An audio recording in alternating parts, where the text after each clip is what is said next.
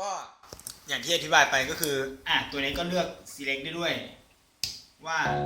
เป็น instrument หรือเปล่าผมรู้สึกว่าถ้าใช้ instrument เนี่ยเสียงก็จะโดดขึ้นมาหน่อยนึงแต่ถ้าเป็นลายเสียงก็เหมือนประมาณว่าอาจจะเหมาะกับเรียกว่ายังไงลายก็คืออาจจะเป็นอย่างเงี้ยพวกสายไมค์พวกตระกูล XLR อะไรเงี้ยน่าจะใช้ได้ดีกว่าแต่พอเป็นน่าจะเป็นเรื่องของบาลานซ์บาลานซ์อะไรประมาณนี้ซาวก็จะมาเต็มกว่าหน่อยแล้วก็สำหรับใครที่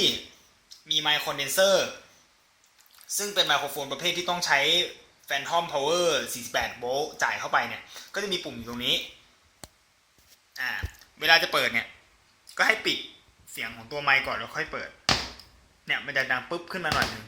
เป็นการจ่ายไฟเข้าตัวไมค์แต่เนี่ยเราไม่ได้เอาไมค์คอนเดนเซอร์มาทดสอบด้วยแต่ตะกี้ก็เสียบไปแล้วก็ใช้ได้นะโอเคเดี๋ยวเราลองมาดูว่าถ้าวันนี้เราเปิดเล่นกับเพลงเป็นไง